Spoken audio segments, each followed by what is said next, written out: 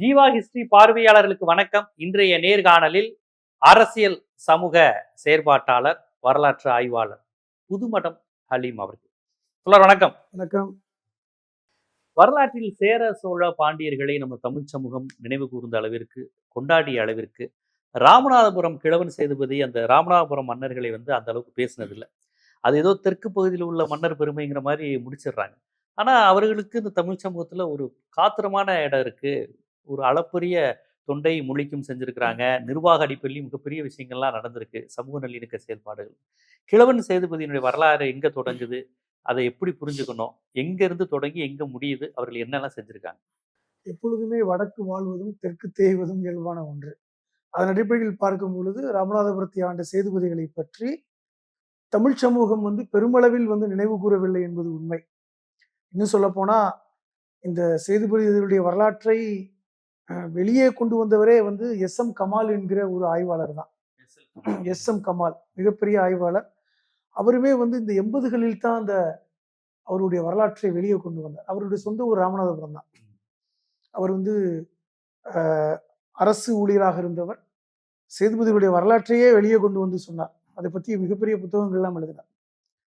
இந்த சேதுபதிகளை பற்றி நீங்க சொன்னது மாதிரி சேர சோழ பாண்டியர்களை பற்றி நாம் தெரிந்த அளவிற்கு இந்த குறுநில மன்னர்களை பற்றி பெருசா தெரியாது. அதுவும் குறிப்பா சேதுபதி மன்னர்களை பற்றிய வரலாறு என்பது ரொம்ப குறுகிய அளவுல தான் வரலாற்றுல பதிவு செய்யப்பட்டிருக்கு. இப்ப இவர்களை பத்தி நம்ம பேசணும்னா எந்த காலகட்டத்தை எடுக்கிறது முக்கியம். காரணம், இவர்கள் மறவர் சமூகம், மறவர் சீமை அப்படின்னு சொல்ற மாதிரியான ராமநாதபுரம் என்பதே வானம் பார்த்த பூமி, ஒரு காட்டுப்பகுதி. அது இன்னைக்கு வரைக்கும் ராமநாதபுரம்னா ஒரு தண்ணி இல்லாத காடு. அந்த பகுதியை ஆண்டவர் தண்டனை கொடுப்பதற்காக சொல்லுவாங்க, தண்ணி இல்லாத காடு ராமநாதபுரத்துக்கு மாத்திடுறேன். பல படங்கள்ல பார்த்திருக்கோம் 80கள்ல. இப்ப சொல்ல முடியல, இப்ப அங்கதான் அதிகமா மழை பொழிவு இருக்குது. அப்ப இப்படிப்பட்ட ஒரு பகுதியை ஆட்சி செய்தவர்கள். ராமநாதபுரம் சொன்னா நீங்க வெறும் ராமநாதபுரம் மட்டும் இல்லை, ராமநாதபுரம், சிவகங்கை, புதுக்கோட்டை, இது எல்லாமே அந்த சேதி சீமை தான். அதை புரிந்து கொள்ளணும். அப்ப இந்த பகுதி இவர்கள் எப்பொழுது வந்தார்கள்? கச்சத்தீவே சேது தீவுன்னு சொல்லுவாங்க. கச்சத்தீவே சேதுபதிகளுடைய கையில் தான் இருந்துச்சு. இப்படிப்பட்ட ஒரு பகுதி, இது எப்படி வரலாறு என்ன? இப்ப நம்ம வரலாற்றை பார்க்கணும்னா அவர்களை குறிப்பா அவர்களை மட்டும் பேசணும்னா 17ஆம் நூற்றாண்டுக்கு தான் போகணும். ஏனென்றால் 1601 தான் அவர்களுடைய உண்மையான வரலாறு ஆரம்பிக்குது. ஆனால் அதற்கு முன்பே அவர்கள் இருந்தார்கள். இன்னும் சொல்ல போனா இவர்கள் 2ஆம் குலோத்துங்கன், அதாவது பிற்கால சோழர்களுடைய நெருங்கிய உறவினர்கள் என்று சொல்லப்படுகிறது. ராமநாதபுரம் அதாவது திருமண உறவில் நெருங்கிய உறவினர்களா இருந்திருக்கிறார். பிற்கால சோழர்களுடைய உறவா இருந்திருக்கலாம். ஏனால் பாண்டியர்களோட உறவு கிடையாது. பாண்டியர்களுடைய உறவும் தான் அவங்க இன்னைக்கு சொல்றாங்க. ஆனால் பிற்கால சோழன் சொல்லக்கூடிய 2ஆம் குலோத்துங்கன் காலத்துல இவர்கள் எல்லாம் அந்த அரசிடம் ஒரு குறுநில மன்னர்களாக இருந்திருக்கிறார்கள் ஒன்று. அதே நேரத்துல இவர்கள் நெருங்கிய தொடர்பு என்பது பாண்டியனோட தான். ஏன்னா பாண்டியர்களுடைய நாங்கள் நெருங்கிய உறவினர்கள் என்று தான் அவங்க இன்னைக்கு வரைக்கும் சொல்றாங்க ஒன்று. அப்ப இது எப்படி அந்த காலகட்டத்தை நம்ம பார்க்கணும்? ஏன்னா இவர்கள் சொல்றதை பார்த்தா 13ஆம் நூற்றாண்டிலேயே இவர்களுடைய பூர்வீகம் இருந்தாலும் கூட 1601 தான் இவர்களை பற்றி முழுமையான ஒரு உறுதிப்படுத்தக்கூடிய ஒரு வரலாற்று இருக்கிறது. சொல்ல போனா 1601 இந்த உடையன் ரகுநாத சேதுபதிங்கிறவர் தான் அதை முழுமையான வரலாற்று அவர்களிருந்து ஆரம்பிக்குது. அந்த காலகட்டத்தை நீங்க புரிஞ்சுக்கணும். இந்த 1600ங்கிறது மதுரையை பார்த்தீங்கன்னா நாயக்கர்களுடைய ஆட்சி நடந்துட்டு இருக்கு. அதாவது விஜயநகர பேரரசுடைய ஒரு பிரதிநிதிகள் தான் இந்த நாயக்கர்கள். தெலுங்கு பேசக்கூடியவர்கள், இந்த பாளையத்தை உருவாக்கியவர்கள் நாயக்கர்கள் தான். பல்வேறு பாளையங்களை உருவாக்கியவர்கள் நாயக்கர்கள் தான். அப்ப அந்த மதுரை அவருடைய ஆட்சியின் கீழ் இருக்கிறார். தஞ்சாவூர் சோழ நாடுன்னு சொல்லக்கூடிய தஞ்சாவூர்ல சோழர்கள் ஆளல. அப்பொழுது யார் ஆண்டு கொண்டிருக்கிறார்கள்? மராட்டியர்கள் ஆண்டு கொண்டிருக்கிறார்கள், சரபோஜி மன்னர்கள். இந்த காலகட்டம். இப்ப 2 பேருமே தமிழ் கிடையாது. ஆமா, மதுரையில நாயக்கர்கள் தெலுங்கர்கள், அங்க மராட்டியர். ஆனால் இவர்களோடு நெருக்கமாகத்தான் சேதுபதிகள் இருக்காங்க. எப்படின்னா, இன்னும் சொல்ல போனா இந்த நாயக்கர்கள், விஸ்வநாத நாயக்கர்னு ஒரு மன்னர் மதுரை ஆட்சி செய்து கொண்டிருக்கிறார். இவருக்கு என்ன பிரச்சனை வருதுன்னா, இந்த ராமேஸ்வரம் கோயிலுக்கு செல்கின்ற வழித்தடங்களில் இந்த வழிப்போக்கர்கள் தாக்கப்படுகிறார்கள். அவர்களை நாயக்க மன்னருக்கு தகவல் வருது. இந்த வழி வட இந்தியாவிலிருந்து வர்றாங்க, நடந்து தானே வருவாங்க. இந்த புண்ணிய தலம்ங்கிறதுனால வட இந்தியாவில வருவாங்க. அவர்கள் இந்த பரமக்குடி வழியாக ராமநாதபுரம் வழியாக, சேதுக்கரை வழியாக, கடற்கரை ஓரமாக தான் ராமேஸ்வரம் போவாங்க. இப்ப இந்த வழித்தடங்களில் கொள்ளையடிக்கப்படுகிறார்கள், தாக்கப்படுகிறார்கள் என்ற குற்றச்சாட்டு தொடர்ச்சியாக வரும். அப்பொழுதுதான் அந்த பகுதியில் தனக்கு கீழே ஒரு குறுநில மன்னர் இருக்க வேண்டும் என்று நாயக்கர் இவர்கள் விரும்புறாங்க. அப்ப யாரை பாக்குறாங்க? இந்த மறவர் சீமையில வந்து ஒரு கூட்டம் எப்படின்னா, போர் சமயத்துல மொத்தமா வந்துருவாங்க, மற்ற சமயத்துல போயிடுவாங்க. சொல்ல போனா வந்து இவர்கள் எல்லோருமே போர் வீரர்களாக தான் இருக்கிறாங்க. ஒண்ணு பாண்டியர்களுக்கு இல்ல சோழர்களுக்கு தான் இருந்திருக்காங்க. இப்ப இவர்களுக்கு ஒரு ஆட்சி, ஒரே சமயத்துல சோழர்களுக்கும் அதாவது பாண்டியர்கள் வந்து பெரிய அளவுல இருக்கும்போது பாண்டியர்களுக்கு, ஏன்னா ஒரே சமயத்துல சோழர்களோ பாண்டியர்களோ ஒரே சமயத்துல பெரிய அளவுல ரெண்டு பேரும் ஒரே சமயத்துல பவர்ஃபுல்லா இல்ல. 2ஆம் குலோத்துங்க இருக்கிற காலத்துல பாண்டியன் ஒரு சிற்றரசன், இங்கே மாரவர்மன் அவன் இருக்கிற பாண்டியன் எல்லாம் இருக்கும், சோழர் அரசு கிட்டத்தட்ட கீழே இருந்து விழுந்துருச்சு. இந்த காலகட்டத்துல இப்ப நாயக்கர் காலத்துல அந்த பரமக்குடிக்கு பக்கத்துல போகலூர்னு ஒரு ஊர். சொல்ல போனா சேதுபதி மன்னர்களுடைய முதல் கோட்டையே போகலூர் தான். அது இன்னும் இருக்கு. அது சின்ன ஊரு, பரமக்குடிக்கு பக்கத்துல, அது இளையங்குடிக்கு பக்கத்துல இருக்கு, புகழூர் சொல்லுவாங்க. அது என்னன்னா பாத்தீங்கன்னா, அந்த ஊர் வந்து சிவகங்கைக்கும் பக்கத்துல, புதுக்கோட்டைக்கும் பக்கத்துல, ராமநாதபுரத்துக்கும் 3க்குமே நடுவுல இருக்கு. 3 ஊர்களுக்குமே நடுவுல அந்த கோட்டை இருக்குது, மண் கோட்டை. அதுலதான் இந்த உடையார் ரகுநாத சேதுபதியை இவர் குறுநில மன்னர் அப்படின்னு அந்த விஸ்வநாத நாயக்கர் அறிவிக்கிறார். அவருடைய வாரிசுகள் அது என்ன செய்யறாங்கன்னா, அந்த சேதுபதி மன்னர் ஆட்சியை கொண்டு வர்றாங்க. பின்னாடி பாத்தீங்கன்னா கூத்தன் சேதுபதினு ஒருத்தர் வர்றார். இவர்கள் 2 பேருமே அப்பனும் மகனும் 33 வருஷங்கள் அந்த பகுதியை பண்றாங்க. இந்த காலகட்டத்தில் தான் இந்த வாரிசுகளாக வந்தவரில் முக்கியமானவர் தான் கிழவன் சேதுபதி. சொல்ல போனா 1690 வருடங்கள்ல, 1601ல இந்த உடையன் ரகுநாத சேதுபதினா 1690களில் கிழவன் சேதுபதி வரார். ஒரு 90 வருஷம், ஒரு கொள்ளு பேர. இந்த காலகட்டத்தில் தான் சேதுபதி மன்னர்களுடைய அந்த வீச்சு வந்து பெரிய அளவுல இருக்கு. அவர்கள் வந்து ஒரு பெரிய அளவுல ஒரு மன்னராட்சியை நடத்துறாங்க. நாயக்கர்களுக்கு வந்து கட்டுப்பட்டாலும் கூட ஒரு சுதந்திரமான ஒரு மன்னராட்சி. ராமநாதபுரம் மட்டுமல்லாமல் புதுக்கோட்டை, சிவகங்கை எல்லாத்தையும் அவங்க ஆட்சி பண்றாங்க. அதை விட முக்கியமானது என்னன்னா, அந்த கடற்கரை பகுதி, பே ஆஃப் பெங்கால் சொல்லக்கூடிய வங்காள விரிகுடா இருக்கு பாத்தீங்களா, அதாவது தொண்டி துறைமுகம், ராமேஸ்வரம், பாம்பன், சொல்ல போனா பெரியபட்டணம், கீழக்கரை, அப்படியே அந்த வரைக்கும் ஏர்வாடி, காயல்பட்டினம் வரைக்கும் அந்த கடற்கரை பகுதியை முழுக்க வந்து இவர்கள் ஆட்சி செய்யறாங்க. இது நடக்குது. இன்னொன்று ஒரு விஷயம் சொல்லுவேன். இந்த ஆங்கிலேய தளபதியாக இருந்த ஜோசப் ஸ்மித்னு ஒருத்தன், அவன் வந்து சென்னையில வந்து கவர்னரா இருந்தான். அவன் வந்து 1772ல ராமநாதபுரத்துக்கு விசிட் போறான். அவன் வந்து என்ன செய்யறான், இந்த பகுதியெல்லாம் அப்ப பார்க்கும் பொழுது அங்க இருக்கின்ற கோட்டையை பார்க்கறான். அந்த பார்த்த உடனே ஆச்சரியப்படுறான். இவ்வளவு பெரிய அழகான ஒரு கோட்டையை கட்டியது யார், இந்த சேதுபதி மன்னர்கள் யாருன்னா வரலாற்றுல பதிவு செஞ்சிருக்கிறான். சொல்ல போனா அதற்கு பேர் கூட ராமலிங்க விலாசம்னு பேரு இன்னும் இருக்கு. ரொம்ப அழகிய முறையில ஓவியங்கள் வரையப்பட்ட அந்த, எதுக்கு சொல்ல வரேன்னா, அந்த அளவிற்கு ஒரு அழகிய முறையில ஒரு ஆட்சி. இப்ப நம்ம கிழவன் சேதுபதிக்கு வந்துருவோம். இந்த கிழவன் சேதுபதி காலம் என்பது 1690ல இருந்து 1710. நீங்க இன்னும் சொல்ல போனா அந்த 1750க்கு அப்புறம் தான் ராணி வேலுநாச்சியார்லாம் வர்றாங்க. இந்த கிழவன் சேதுபதியை கொள்ளு பேத்திக்கு தான் ராணி வேலுநாச்சியார். அதை நீங்க புரிஞ்சுக்கணும். ஏன் கிழவன் சேதுபதியை நம்ம கொண்டாடுறோம் அப்படிங்கிறதுனா, கிழவன் சேதுபதி தான் இந்த சமூக ஒற்றுமைக்காக பாடுபட்ட ஒரு மிகப்பெரிய மன்னன். அந்த பகுதியில வந்து பாத்தீங்கன்னா அதிகமான முஸ்லிம்கள் வாழக்கூடிய பகுதி அந்த சீமை. நிறைய வெளிநாட்டிலிருந்து வந்தவர்கள், கப்பல் வைத்திருப்பவர்கள். கீழக்கரை வந்து ஒரு பெரிய அளவுல ஒரு துறைமுகமா இருக்கு. அதை கூட தெற்கு காயல்னு சொல்லுவாங்க. அங்கு வந்து பெரும்பாலான இஸ்லாமியர்கள் இருக்காங்க.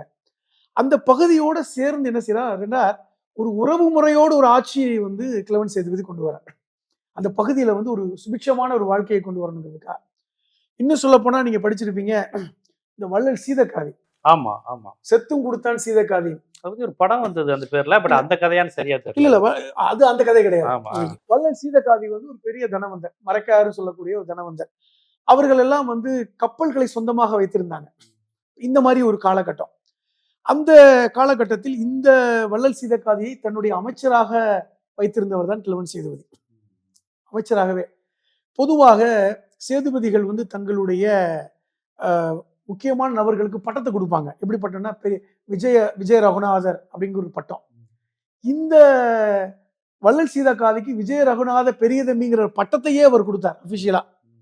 பாத்துக்கங்க, இவர் என்னுடைய பெரிய தம்பி, அவர் என்னுடைய சின்ன தம்பி அப்படிங்கிற அந்த பங்காளிகள், என்னுடைய பங்காளிகள் சொல்லிட்டு விஜய ரகுநாத பெரிய தம்பிங்கிற பட்டத்தை கொடுத்தது இன்னும் அரண்மனை ராமநாதபுரம் அரண்மனையில் அந்த பட்டம் இன்னும் இருக்கு, அது ஆவணம் இருக்குது.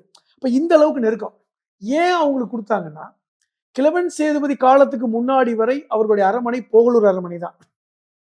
வள்ளல் சீதக்காதி சொல்றாரு, நீங்க வந்து போகலூர்ல இருந்தா சரி வராது, ராமநாதபுரத்துலதான் நீங்க அரண்மனை கட்டணும்னு சொல்லிட்டு இவருடைய அறிவுரையின் படிதான் ராமநாதபுரத்தில் அரண்மனை கட்டப்படுகிறது. கிழவன் சேதுபதி தன்னுடைய அரண்மனையை போகலூரிலிருந்து ராமநாதபுரத்துக்கு மாற்றினார். இவருடைய அமைச்சர்னு சொல்றார். கீழக்கரையை வந்து ஒரு பெரிய துறைமுக பட்டணமாக படிக்கிறார். இந்த மாதிரியான ஒரு சமூக விஷயங்களை செய்யறாங்க. அதை விட முக்கியமானது இந்த ராமேஸ்வர கோயிலுக்கு செய்த தொண்டு. அந்த கோயிலை புனரமைப்பது எல்லாமே கிழவன் சேதுபதி காலத்துல பெரிய அளவுல. அது மட்டும் இல்ல, பள்ளிவாசல்களை உருவாக்கியவர் அதிகமானவர் கிழவன் சேதுபதி. புதுக்கோட்டையில காட்டு பள்ளிவாசல் ஒரு பள்ளிவாசல் இருக்கு, இன்னமும் இருக்கு. ஒரு ஊரையே தானமாக கொடுத்து அந்த பள்ளிவாசலை உருவாக்கினார் கிழவன் சேதுபதி. அப்படிப்பட்ட ஒருவர். அது மட்டும் இல்லாமல் கீழக்கரையில ஒரு பள்ளிவாசல் இருக்கு, ஜும்மா பள்ளிவாசல் இப்பவும் சொல்லுவாங்க. அவர் காலத்துல ராமேஸ்வரத்துல கட்டப்பட்ட அந்த கற்கள் எல்லாம் கொண்டு வரப்பட்டு இங்க அந்த பள்ளிவாசல் வரலாற்று. இன்னைக்கு கூட அதை வந்து சர்ச்சை பண்றவங்க எல்லாம் நிறைய பேர் இருக்கான். அது எப்படி கோவில் மாதிரி இருக்கு, பள்ளிவாசல் கூட உருவாச்சுன்னு கேட்கறாங்கல்ல. அதெல்லாம் ஒரு சமூக நல்லிணக்கத்துக்கு மிகப்பெரிய உதாரணம் இந்த கிழவன் சேதுபதியும் வள்ளல் சீதக்காதியும். இன்னும் சொல்ல போனா எங்க ஊர் புதுமடங்கிற ஊர் வந்து உருவானது ஒரு மடத்தை வச்சு. அதுல ஒரு மடம். காரணம் வந்து இந்த வழிப்போக்கர்கள் கடற்கரை வழியா தான் போவாங்க ராமேஸ்வரத்துக்கு. இந்த ராமநாதபுரத்திலிருந்து சேதுக்கரை வழியா திருப்புலானி வழியா போய் அப்படியே அந்த கீழக்கரையை ஒட்டி புதுமடம் வழியா தான் போவாங்க. போற வழியெல்லாம் மடங்களை கட்டினார். எல்லா மடங்களும் கட்டுவாங்க, சத்திரம் சாவடி கட்டி வைப்பாங்கல்ல அந்த காலகட்டத்துல. போகும்போது இருட்டிடும், அங்கேயே சாப்பாடு தங்குவாங்க, அடுத்த நாள் கிளம்பி போவாங்க. இப்போ வந்து ராமநாதபுரத்திலிருந்து ராமேஸ்வரம் போறதுக்கு 3 நாள் 4 நாள் பிடிக்கும். புதுமடத்துல கட்டப்பட்ட மடம் கூட கிழவன் சேதுபதியால் 1710 கட்டப்பட்ட மடம். அது இன்னைக்கு வரலாற்றுல எஸ்.எம். கமால் பதிவு செஞ்சிருக்கிறார். இப்படிப்பட்ட ஒருத்தர். இவர் காலகட்டத்தில் என்னன்னா, இன்னும் ஒரு சேதுபதி காலகட்டத்தில் ஒரு முக்கியமான வரலாற்றை நம்ம பேசணும். இந்த ராமநாதபுரம் பகுதியில, ராமேஸ்வரத்திலும் தூத்துக்குடி பகுதியில அந்த 16ஆம் இந்த சேதுபதி காலத்தில், கிழவன் சேதுபதிக்கு முன்னாடி இந்த ஆரம்ப காலத்துல 1600 சொன்னல, அந்த காலகட்டத்துல அந்த பகுதியை ஆட்சி செய்தவர்கள் டச்சுக்கள். அதாவது நெதர்லாண்ட்ல இருந்து வந்தவன். எப்படி வந்து இந்தியாவை கண்டுபிடித்தவன் வாஸ்கோட காமான்னு சொல்லுவோம். அவன் வந்து கோழிக்கோட்ல காலிக்கட்ல இறங்கினான், அப்படியே வந்து கோவாக்கு போனான். அதற்கு பின்னாடி வந்தவர்கள் டச்சுக்கள் தான். அவர் யாருன்னா நெதர்லாண்ட்ல இருந்து வந்தான். அந்த காலகட்டத்தில் இங்கிலாந்துல இருந்து ஆங்கிலேயர்கள் வந்தாங்க. இந்த வெள்ளக்காரன் பூரா வந்தான்ல. அப்போ இலங்கையை போர்ச்சுகலிருந்து மீட்டு அந்த பகுதியை டச்சுக்கள் ஆட்சி பண்ணாங்க. 200 வருட ஆட்சி. அதாவது தூத்துக்குடியை வந்து தலைநகராக வைத்துக் கொண்டு ராமேஸ்வரம், பாம்பன் பகுதியை, கடற்கரை பகுதியை முழுவதுமாக வைத்திருந்தார்கள். அதை உடைத்தவர்கள் இங்க சேதுபதிகள் தான். டச்சு படையை உடைத்தார்கள். 2 பேர் டச்சு படையை உடைச்சாங்க. ஒண்ணு வந்து திருவிதாங்கோடு மன்னர், அங்க குளச்சல்ல நடந்த யுத்தத்துல அந்த கப்பல் படையை ஓட ஓட விரட்டின வரலாறு இன்னைக்கும் பதிவு செய்யப்பட்டிருக்கிறது. அதே மாதிரிதான் பாம்பன்ல வச்சு இந்த டச்சு படையை ஓட ஓட விரட்டியவர்கள் சேதுபதிகள். அது 2 முக்கியமான வரலாற்று பதிவு. மிகப்பெரிய காலனியா, நம்மள காலனியாக்குன்னு நினைச்சு வந்தவன ஒரு சேதுபதி தான். ராமநாதபுரம் உடைச்சாங்க. ஏன்னா அந்த அளவிற்கு வீரமான ஒரு சமூகமாக அந்த பக்கம் இருந்தது. அது ஒரு முக்கியமான வரலாறு. இரண்டாவது, அந்த அந்த கப்பல் படை பாத்தீங்கன்னா, இப்ப இந்த கிழவன் சேதுபதி காலத்துக்கு பின்னாடிதான் வேலுநாச்சியார் கையில வருதுல. அந்த ஒரு அவருடைய கிழவன் சேதுபதி காலத்துக்கு அப்புறம் ஒரு 50 வருடங்களுக்கு பின்பு அவருடைய கொள்ளு பேட்டியா தான் வர்றாங்க. அப்பொழுதுமே ஆங்கிலேயரை ஓட ஓட விரட்டினார்ல வேலுநாச்சியார். ஆமா ஆமா. இப்போ வந்து இந்த டச்சுக்கள் ஓடிட்டாங்க, வெள்ளக்காரன் ஆட்சி ரொம்ப உக்கிரமா வரான். அப்பொழுதுதான் வந்து வேலுநாச்சியார் வந்து யார்கிட்ட வந்து உதவி கேட்கிறாங்க, போய் திண்டுக்கல்ல ஹைதர் போய் கேட்கிறாங்க. பேகம்பூர் பகுதியில ஹைதர் அலியோட உருது மொழியில் பேசி 10,000 படை வீரர்கள், 1000 கணக்கான பீரங்கி கூட வந்து எதிர்த்த அந்த வரலாறும் இன்னைக்கும். உருது மொழி தெரிஞ்சதெல்லாம் முஸ்லிம்களோட உங்களுக்கு இருந்த இணக்கம், அவ்வளவு இணக்கம். பல்வேறு மொழிகளை பேசக்கூடியவர்கள், அந்த அரபு வியாபாரிகளுடன் இந்த தொடர். அதுதான் சரியான வார்த்தை. காரணம் என்னன்னா, இந்த அரபு வணிகர்கள் கிட்டத்தட்ட 7ஆம் நூற்றாண்டுல வந்துட்டு இருக்காங்க. அதாவது இஸ்லாம் அந்த 7ஆம் நூற்றாண்டு ஒரு சேர மன்னர் போய் அங்க பார்த்து அங்கேயே அடக்கமாயிட்டார். சேரமான் மன்னர் இருக்காங்க, சேரமான் மன்னர், கொடுங்கலூர் மன்னர். நபிகள் நாயகம் இறந்து ஒரு 100 வருஷத்துலயே அது போனார். கிட்டத்தட்ட கிபி 630லயே அவர் பண்ணதா சொல்றாங்க. கேரளாவுல கொடுங்கலூர்ல தான் முதல் பள்ளிவாசல். இந்த பாரம்பரியத்தை புரிஞ்சுக்கணும். எல்லாரும் சொல்லுவாங்க வட இந்தியாவில இருந்து இஸ்லாம் தென்னிந்தியாவுக்கு பரவியது. கிடையவே கிடையாது. வட இந்தியாவிற்கும் தென்னிந்தியாவிற்கும் 13ஆம் 14ஆம் நூற்றாண்டு வரை தொடரவே இல்லை முஸ்லிம்களுக்கும் இங்கேக்கும். இங்க தனியாக வந்தது. சொல்ல போனா இந்தியாவிலேயே வந்து இஸ்லாமிய மதம் முதலில் பரவியது தென்னகத்துல தான். அதை புரிஞ்சுக்கணும். வட இந்தியாவில் வர்றதுக்கு முன்னாடி தென்னகத்துல வந்துட்டாங்க. அந்த மாதிரி தான் வரலாறு.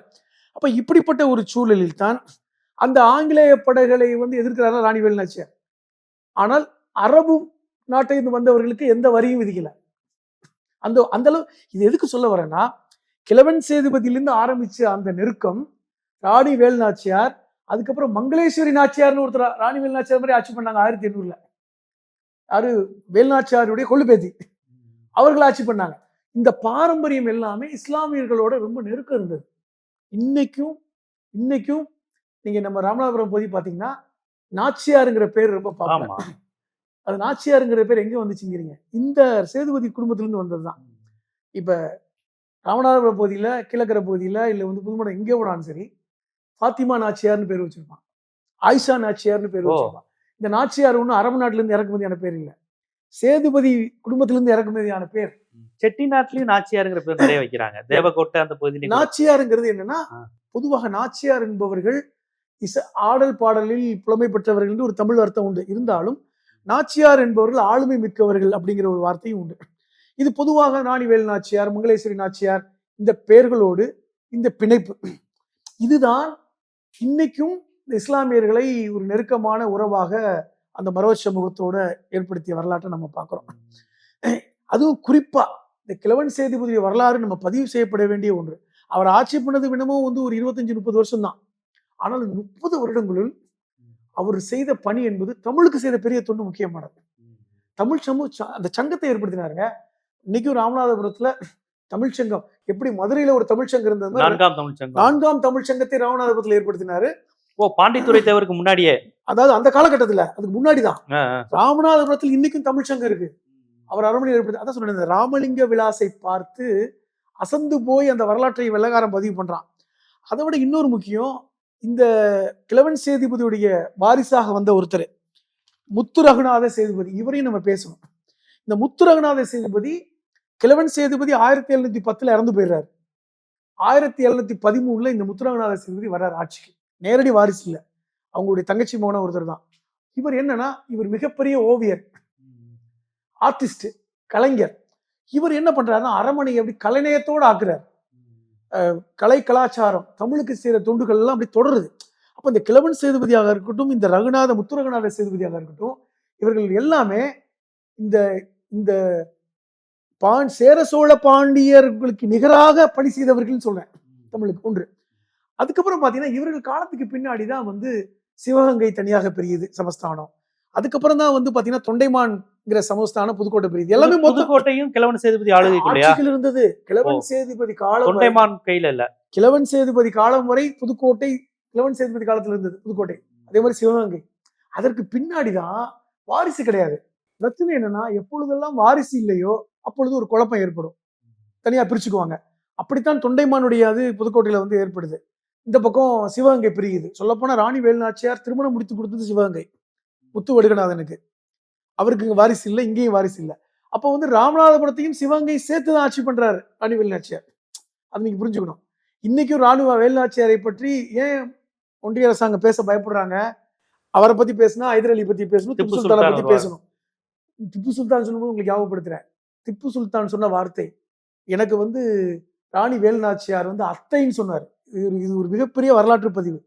ஏனென்றால் என்னுடைய தந்தை வந்து என்னுடைய ராணி வேலு நாச்சியாரை சகோதரி என்று சொன்னாரு. என்னுடைய தங்கை, என் தங்கைக்கு நான் படை அனுப்புறேன், இந்த படையை வீழ்த்தி என்னுடைய தங்கையை யாரெல்லாம் எதிர்க்கிறார்களோ என்னுடைய எதிரின்னு சொன்னார், டிக்ளேர் பண்ணாரு. அப்ப இவருன்னு சொன்னாரு, என் அத்தையை எதிர்க்கிறவங்க எல்லாம் நான் எனக்கு எதிரி தான், எனக்கு அப்பாவுடைய சகோதரி எனக்கு அத்தை அப்படின்னு. இப்ப இதெல்லாம் வந்து மறைக்கப்பட்டது பின்னாடி. இதெல்லாம் வரலாற்று பதிவு. இதற்கான அந்த அந்த கல்வெட்டுக்கள் இன்னும் ராமநாதபுரத்துல இருக்கு. நீங்க ராமநாதபுரம் அந்த ராமலிங்க விலாஸ் போனீங்கன்னா பல்வேறு பதிவுகள் இன்னைக்கு இருக்கு. இதைத்தான் எஸ்.எம். கமால் எடுத்து பதிவு செய்தார். அவர் ஒரு தாசில்தாரா இருந்தார், அதனால அவருக்கு ஈஸியா எல்லாமே கிடைச்சது.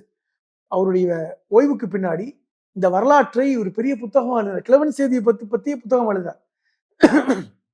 இது மிகப்பெரிய வரலாறு. இதுக்கப்புறம் தான் சேதுபதிகள் இவ்வளவு செஞ்சாங்கிற விஷயமே தமிழ்நாட்டுக்கு தெரிய வந்து, அது வரைக்கும் தெரியல, மறைக்கப்பட்டாச்சு.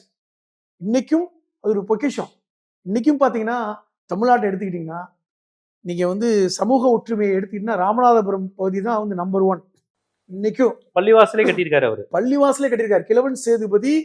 புதுக்கோட்டைக்கு பக்கத்துல காட்டு பள்ளிவாசல்ங்கிற பள்ளிவாசலை அவர் சொந்த செலவுல கட்டி அந்த ஊரையே பள்ளிவாசலுக்கு எழுதி கொடுத்தாருங்க.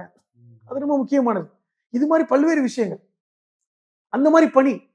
அதே போன்று இந்த வள்ளல் சீதக்காதி அவர்களை என்னுடைய சகோதரன் சொல்லி அமைச்சராக்கி அழகு பார்த்தது. கீழக்கரை பகுதியே நீ சுதந்திரமாக ஆட்சி செய், அந்த பகுதி நீ தான் வரி வசூல் செய்யணும்னு சொல்லிட்டு உரிமை கொடுத்தது. இன்னைக்கும் ஏர்வாடியில அந்த சந்தனக்கூடை எடுப்பவர்கள் யாருன்னா கிழவன் சேதுபதியுடைய வம்சம் தானே. அப்படியா? ராமநாதபுரத்துல அவங்க தான் இருக்கிறாங்க இன்னைக்கு வரைக்கும் சந்தனக்கூடு. அந்த சந்தனக்கூட்டுக்கு முதல்ல போய் சந்தனம் பூசுபவர்கள் இந்த சேதுபதியுடைய வம்சம் தான். அவர்களுக்கு தான் முதல் மரியாதை. அந்த நிகழ்வு வந்து ஒரு சமூக நல்லிணக்கமா நான் பார்த்தோம்னா சொல்றேன். இன்னைக்கும் ஏர்வாடியில ஒரு சந்தனக்கூடு நடந்துகிட்டு இருக்குன்னா அந்த இதுக்கு போய் வந்து முதல் மரியாதை செய்யக்கூடியவர்கள் இவர்கள் தான். அதற்கான வந்து அந்த வேலையை போய் இவர்கள் போய் என்ன செய்ய அந்த நிர்வாகத்தோடு பேசி ஒவ்வொரு வருடமும் இன்னைக்கு வரைக்கும் அது வந்து நிகழ்வு நடந்துகிட்டு இருக்கு. முதல் மரியாதை இவர்கள் கொடுக்குறாங்க. இப்ப இதெல்லாம் பாக்குறீங்க. இது எல்லாமே எங்க இருந்து வந்ததுன்னா கிழவன் சேதுபதி காலத்திலிருந்து எடுக்கணும். வள்ளல் சீதக்காதியை ஒட்டி எடுக்கணும். அதற்கு முன்பு 12ஆம் நூற்றாண்டிலேயே அந்த ஏர்வாடியில வந்து அவர் இறந்து போய் அடக்கம் பண்ணிட்டாங்க. ஆனால் இந்த உருஸ் எடுக்கிற விஷயங்கள் எல்லாத்திற்கும் எங்களுடைய செலவில் தான் எடுக்கப்பட வேண்டும் என்று பட்டயம் எழுதி கொடுத்தாருங்க கிழவன் சேதுபதி. என்னுடைய சகோதர சமூகம் இவர்களுக்கான எல்லா செலவையும் நான் தான் ஏத்துக்குவேன் அப்படின்னு சொல்லி ஒரு பட்டயம் எழுதி கொடுத்தார். இதெல்லாம் வரலாற்று பதிவு. இப்ப இந்த பதிவு பேசப்பட வேண்டியது. இவருக்கு முன்னாடி ஒரு மன்னர் இந்த அளவுக்கு ஒரு மாற்று மதத்தோட நட்பா இருந்ததா? இதற்கு முன்பாக இருந்தவர்கள் மாற்று மதத்தோடு இவ்வளவு நெருக்கமாக இருந்தார்களா தெரியாது. ஆனா தமிழுக்கு தொண்டாட்டினாங்க, சமூக நிலநடுக்கம் பேணினாங்க. அந்த ராமேஸ்வரம், அதாவது உங்களுக்கு ராமேஸ்வரத்துக்கு போனா அந்த டச்சுக்கள் என்ன பண்ணாங்கன்னா வரி வசூல் பண்ணாங்க. எதுக்கு? அந்த தீவுக்கு என்றாகிறது. நம்ம அந்த கோயில் வந்து ஒரு முக்கியமான ஒரு கோயில், ஒரு பில்கிரிமேஜ், ஒரு வழிபாட்டுக்காக போறாங்க. அதற்கு வழிபாட்டு வரின்னு சொல்லி வசூல் பண்ணான். அந்த வரியை உடைத்தாங்க. அதெல்லாம் சேதுபதி காலத்தில் நடந்ததுதான். அது மாற்ற கருத்து இல்லை. ஆனால் சமூக நல்லிணக்கம், இப்ப நீங்க ராமநாதபுரத்துல இருந்து பக்கத்துல ராமேஸ்வரம் போறவர்கள் எண்மனங்கொண்டான்னு ஒரு ஊர் இருக்கு. அது வந்து இன்னைக்கு ஒரு இஸ்லாமிய ஒரு ஊர் தான். அந்த எண்மனங்கொண்டான் என்பது பாத்தீங்கன்னா கிட்டத்தட்ட பல கிராமங்களுக்கான ஒரு பொது இடமாக இருந்தது. அந்த இடத்தை ஆள்கின்ற பொறுப்பை இஸ்லாமியர்களுக்கு கொடுத்தார்கள் சேதுபதி. இன்னைக்கும் அந்த ஊர் வந்து அந்த சிறப்புமிக்க ஊர் தான். அப்பொழுதே கிழவன் சேதுபதி காலத்துல இந்த பகுதியை காவல் காக்கின்ற பொறுப்பு இஸ்லாமிய குதிரைப்படை வீரர்களுக்கு கொடுத்தாங்க. அவருடைய படையிலே வந்து அது ஒரு பிரிவே வச்சிருந்தாங்க. அதாவது இஸ்லாமிய குதிரைப்படை, ராவுத்தர் படைன்னு வச்சிருந்தாங்க. ராவுத்தன் என்றால் மாவுத்தன் என்ற பிரிவு தான். மாவுத்தன் என்பது குதிரை வீரன், அதுதான் ராவுத்தனாக மருவியது. மரைக்காயர் அரபு வார்த்தையா? மாவுத்தன் என்பது அது ஒரு பார்சிய வார்த்தை. மாவுத்தன் என்றால் குதிரையை மேய்ப்பவன், குதிரையை வழிநடத்துபவன், அதுதான் ராவுத்தனாக மாறியது. புரிஞ்சுக்கணும். அதே மாதிரிதான் மரைக்களம் வைத்திருந்தவர்கள் மரைக்காயர், நம்ம படிச்சிருக்கோம். இதெல்லாம் தொழில் அடிப்படையில். அப்ப இந்த வள்ளல் சீதக்காதி ஒரு மரைக்காயர் அப்படிங்கிறது அவரு பேனா. அவர் நிறைய மரைக்களங்களை வச்சிருந்தார். அவர் வந்து வரி வசூல் பண்ணார். அந்த துறைமுகத்தையே கையில வச்சிருந்தார். சொல்ல போனா இந்த வரி வசூல் விஷயங்களில் எந்த கணக்கையும் நான் வள்ளல் சீதக்காதியிடம் கேட்க, அவர் கொடுக்குற கணக்கு தான். அது ஒரு பிரச்சனை வந்தது. அவர் எப்படிங்க ஒரு இஸ்லாமியர் அவர் வசூல் பண்றாரு, நமக்கு உண்மையான கணக்கு தெரியுமான்னு ஒரு குழப்பம் ஏற்பட்ட போது அது பெரிய தம்பி விஜயநகர பெரிய தம்பி அவர், அதனால ரகுநாத தம்பி அவர் என்ன கணக்கு சொல்றாரு அதான் கணக்கு நேரம். அதுதான் முக்கியமானது. அது எந்த சீர்கேடும் கிடையாது. அவர் நான் சொன்னாலும் அவர் சொன்னாலும் சட்டம் ஒன்றுதான். அவர் அந்த பகுதியில் என்ன சொல்றாரு அதான் என்னுடைய உத்தரவு தான். இப்படி ஒரு நெருக்கம். இதுதான் அந்த கிட்டத்தட்ட 96 13 கிட்டத்தட்ட 20 வருடங்கள் ஆட்சி பண்ணார்ல, அந்த 20 வருட ஆட்சி தான் இன்னைக்கும் ஒரு மிகப்பெரிய விதையாக அந்த பகுதியில போடப்பட்டு இன்னைக்கும் மாமன் மச்சான் உறவு இருக்கு பாத்தீங்களா, நெருக்கம். அது கிழவன் சேதுபதி காலத்தில் போடப்பட்ட நெருக்கம் தான். கண்டிப்பா கிழவன் சேதுபதி கண்டிப்பா நம்ம ராஜராஜ சோழன், ராஜேந்திர சோழன், குலோத்துங்க சோழன், நெடுஞ்செழியன், பாண்டியன், சேரர்னு எல்லோரை பற்றியும் பேசியிருக்கு. அதுக்கு காரணம் சங்க இலக்கியங்கள் இருந்து அவங்களை பற்றி பேசப்படுது. இவருடைய காலகட்டம் இப்போ சமீபத்தில் தான். இருந்தாலும் இவர் யார் என்றால் ராமநாதபுரம்னா நீ சொன்ன மாதிரி ஏதோ ஒரு மரவரிசையுமே இதோட குறுக்கி பார்ப்பாங்க. அவர் அதை தாண்டி இந்த மண்ணுக்கும் இந்த தமிழுக்கும் காலனி ஆதிக்கத்தை எதிர்த்த போர், அப்போ வந்து பிரிட்டிஷ் படை வரல, டச்சு இவர்களை எதிர்த்து போரிட்டதா இருக்கட்டும், பிற சமூகங்களின் நல்லிணக்கம், பிற சமூக வழிபாட்டு தலங்களை கட்டித்தந்ததுன்னு ஒரு பெரிய முன்னுதாரணம். இன்னைக்கு ஒரு மனிதனை எப்படியெல்லாம் இன்னொரு மனிதனிடம் வந்து பிரிக்க முடியும், மதத்தின் பேரால், சாதியின் பேரால், இப்படி ஒவ்வொன்றையும் பிரித்து ஒருத்தனை துண்டாடுகின்ற ஒரு மனநிலை, ஒரு வெறுப்பரசியல் இருக்கின்ற இந்த நிலையில் எப்படி மனிதர்கள், மன்னர்கள் அடுத்தவனை தனக்கு தன்னுடைய சடங்கிலிருந்து வேறுபட்ட ஒருவனை அரவணைத்து வாழ்ந்து நிலைத்து நின்றிருக்கிறார்கள் அப்படிங்கிற விஷயத்த சொல்லியிருக்கீங்க. கண்டிப்பா காலம் கடந்து இது கடக்க வேண்டிய ஒரு செய்தி அடுத்த தலைமுறைக்கு. ரொம்ப விரிவா எடுத்து வச்சீங்க. நன்றி.